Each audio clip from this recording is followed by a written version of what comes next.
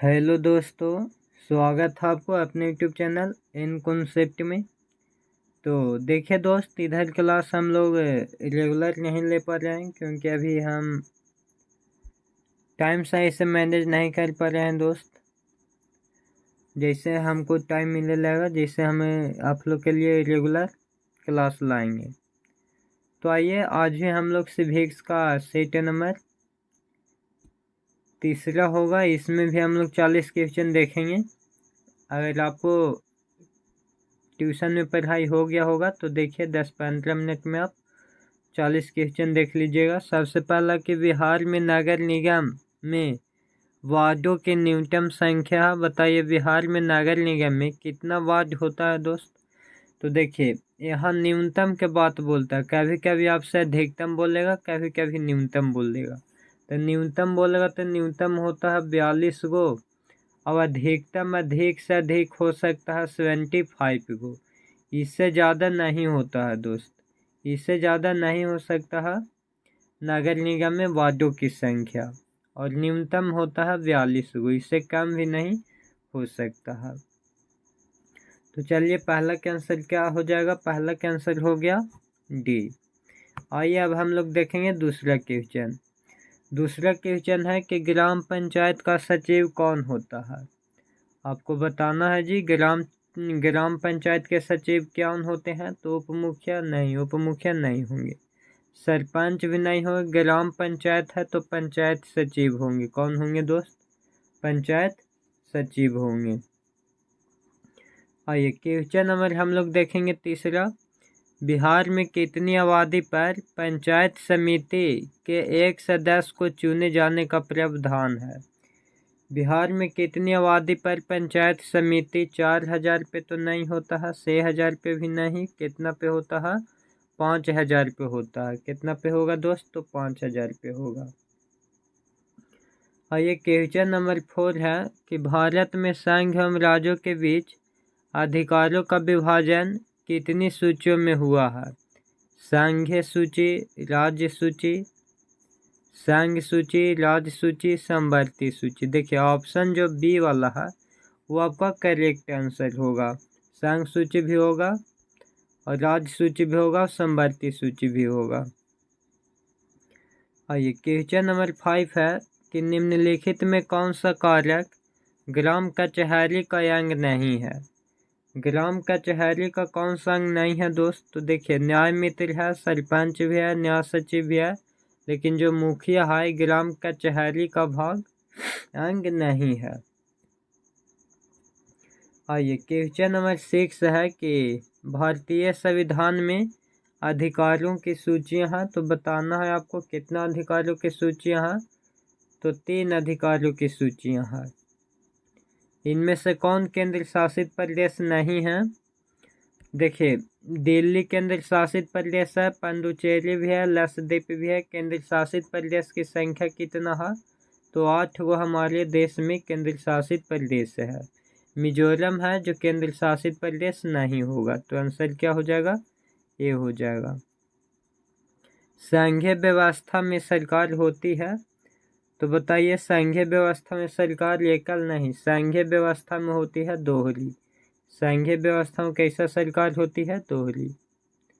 संघीय व्यवस्था में सरकार होती है एक दलीय नहीं, द्विदलीय नहीं, बहुदलीय होती है। बहुत सारा दल उसमें शामिल रहता है। आइए क्वेश्चन नंबर 10 है कि वर्तमान समय में विश्व के करीब कितने देशों में संघात्मक शासन प्रणाली है? तो बताइए कितने देश में संघात्मक है दोस्त? तो ये है 25 देश में। पूरे विश्व में कितना देश है? 193 गो देश है दोस्त जिसमें। आइए अगला क्वेश्चन नंबर हम लोग देखेंगे। तो भारतीय स्वतंत्रता अधिनियम 1947 के तहत भारत में उस समय कितनी देशी रियासतें थी? यही आपको बताना है दोस्त।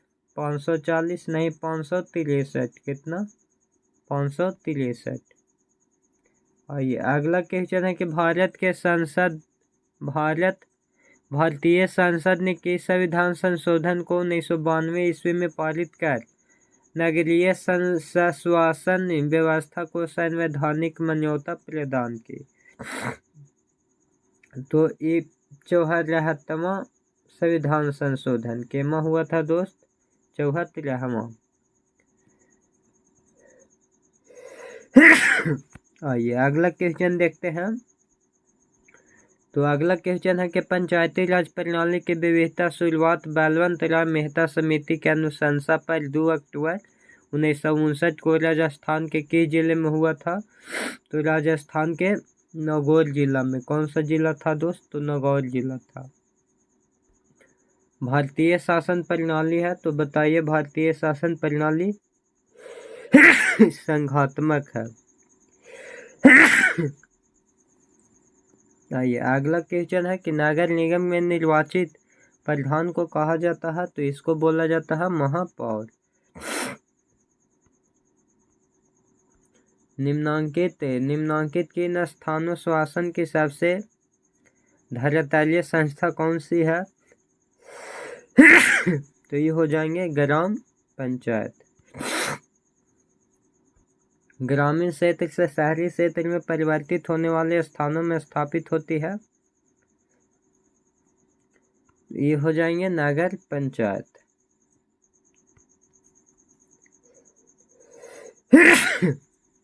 1953 में गठित राज्य पुनर्गठन आयोग के अध्यक्ष कौन थे? तो ये फैजल अली। नगर निगम के मुख्य प्रशासक को कहा जाता है नगर आयुक्त। देखिए दोस्त, तबीयत ठीक नहीं है, तब पर हम आप लोग के बीच वीडियो बना रहे हैं।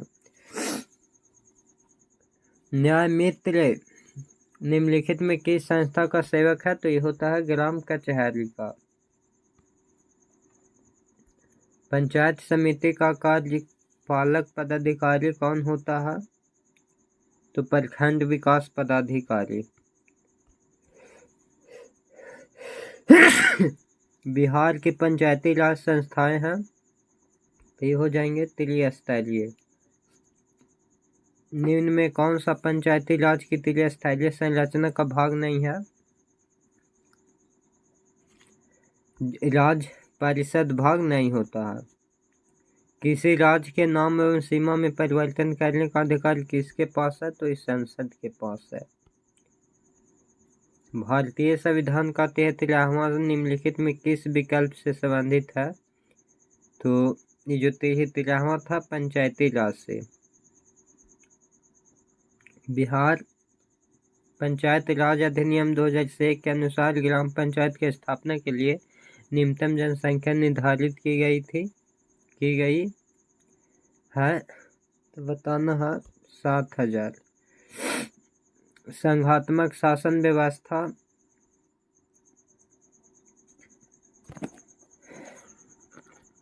समस्त शक्ति संघ एवं उसकी विभिन्न इकाइयों के मध्य विभाजित होती है। भारतीय संविधान के अनुसार उसके मौलिक प्रावधानों को दोनों स्तर की सरकारों मिलकर बदल सकती है। संघीय सरकार की विशिष्टता है सरकार की शक्ति के विभिन्न स्तरों के बीच बच सकती है।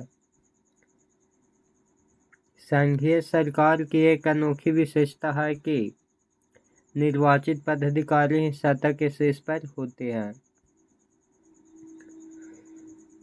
1993 में बेल्जियम के संविधान में कुछ बदलाव संशोधन किए गए हैं। इन बदलाव का प्रमुख उद्देश्य था देखिए संघीय शासन प्रणाली अपनाना। निम्नलिखित में कौन सा कारक संघीय शासन व्यवस्था की विशेषता नहीं है? तो मनोनीत पदाधिकारी सरकार में सर्वोच्च शक्ति प्रयोग करते हैं।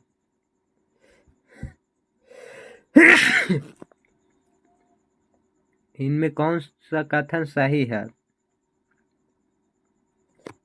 प्रमुख भाषाओं को समाहित करने की नीति ने भारत की एकता एवं अखंडता को मजबूती प्रदान की है। अगला क्वेश्चन है, इनमें से कौन विकल्प सही है? तो प्रत्येक देश में सत्ता की साझेदारी की जरूरत होती है, चाहे वह देश छोटा या बड़ा या सामाजिक जो भी हो। इनमें कौन सा विकल्प स्थानीय स्व शासन पंचायती राज की धारणा से मेल नहीं खाता है? तो बताइए।